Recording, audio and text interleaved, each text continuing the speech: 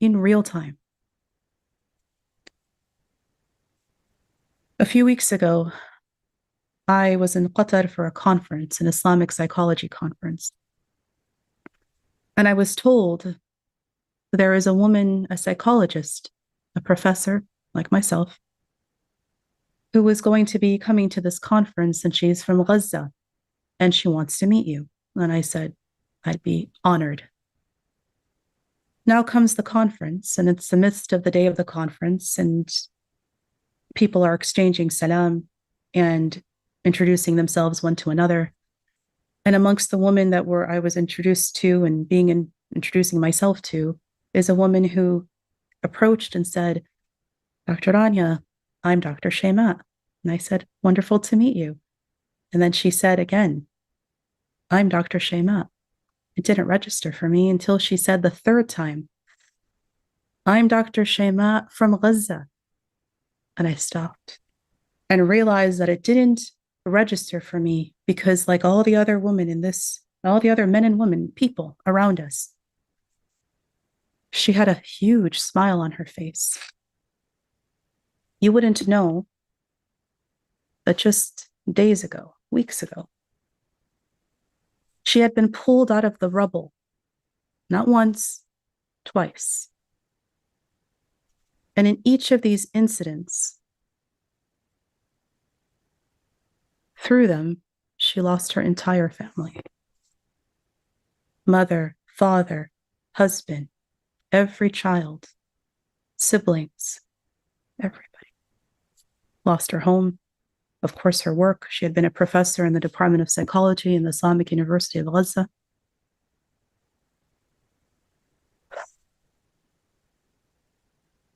And I said to her, please, please, please, please come sit down.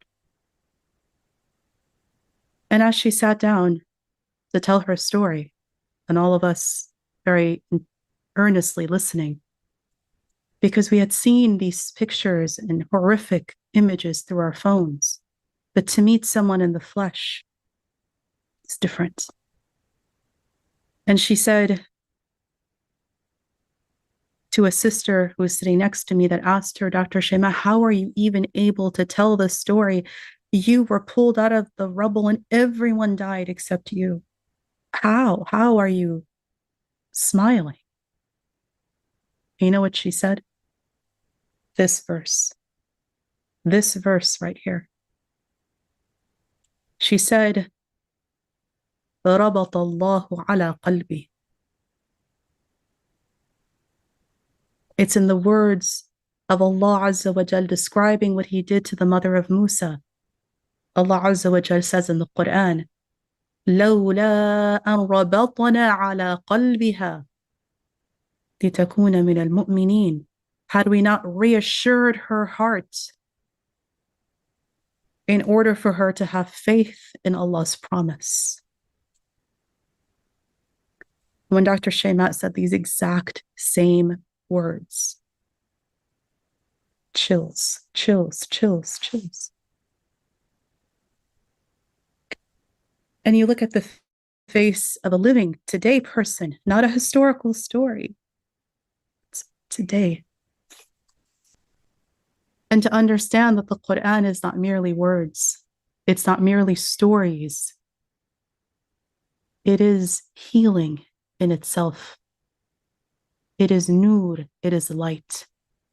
It is the words of Allah Azza wa Jal himself. And when we hear these words, not just with our ears, but with our hearts, there is healing. Even in the most impossible situations. I know you're going to wonder about Dr. Shema and how she was even in Qatar in the first place. We asked her this. And she said, after all the rubble, she was alone in the world. Nothing, nobody, no family, no house, no job, no food, no wealth, nothing, nothing, nothing, nothing. And she said the kindness of strangers that would let you stay in their tent for a little bit, or you find an empty room, classroom in an abandoned building for just a night. And the cold, cold, she said, you've never felt cold like this. But Ramadan is here upon us. And she said, we think we understood what hunger was when we fast, but you don't understand hunger like this. You don't understand hunger of people who don't eat. Nothing. There's nothing to eat day after day after day. Thirst that you've never felt before. She said, you don't know what it's like to only have salty water to drink from the sea.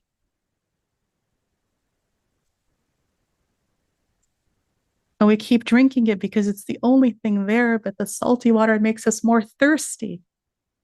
Thirst that you've never felt. Hunger that you've never felt.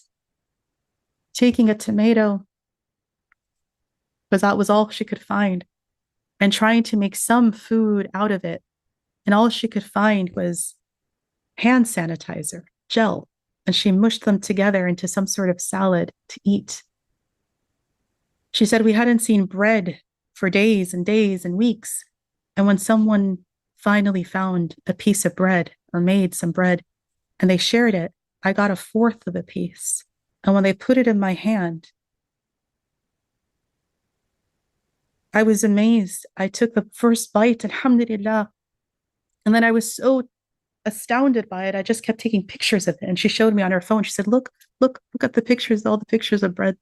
That piece of bread I took, it's like when they put it in my hand, they put a gold bar in my hand.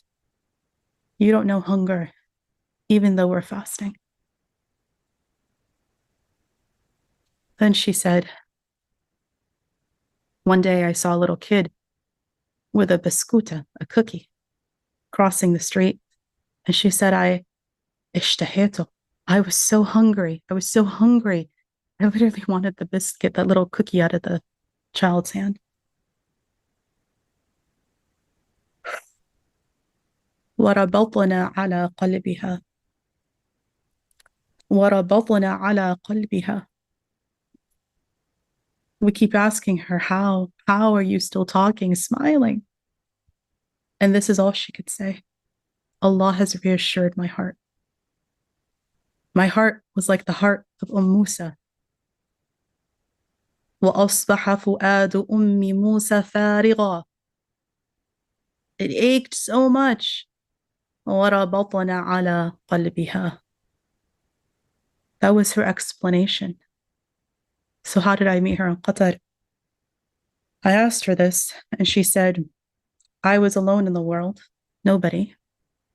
When I realized as they pulled me out of the rubble the second time, that they told me everybody had died, everybody, and that she was the only one alive. She cried and cried and cried. And she said, the people around me thought I was crying for the family members who passed. And she said, no. She said, no, that's not why I'm crying. I'm not crying because they are martyrs. They are shuhada. They are in Jannah. There's no tears. I am crying because I'm asking Allah, what did I do that I couldn't have been a martyr like them? Imagine, imagine, imagine. And then she said,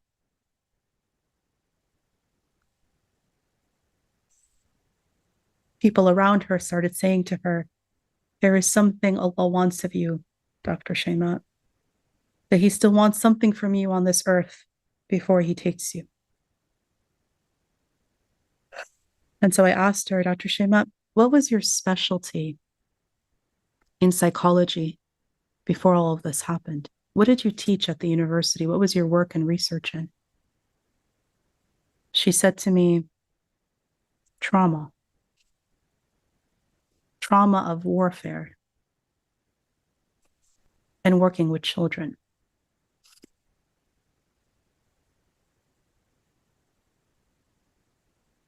She was contacted because she said, I was alone, I have no family, nobody.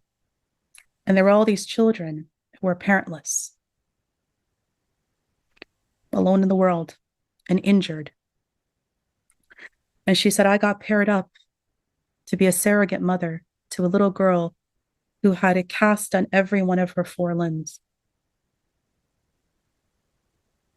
And they told me accompany her to Qatar so that she can go through medical surgeries and physical rehab and things that she needs to take care of medically.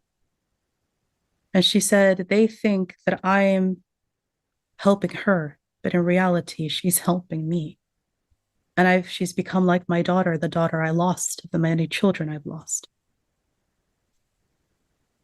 And that's what she was doing in Qatar. And then she said they discovered that I have a degree in psychology specific to trauma and working with children. And we all said to her, this is what Allah still needs of you. May Allah accept from her and accept from all those who have been martyred, all those who have lost family, all those who have lost so much, all those who are oppressed in every corner of this earth, across our ummah and across humanity. And I go back to our verse here in the Quran, وَرَبَطْنَا عَلَى قَلْبِهَا. And we have reassured her heart. لِتَكُونَ مِنَ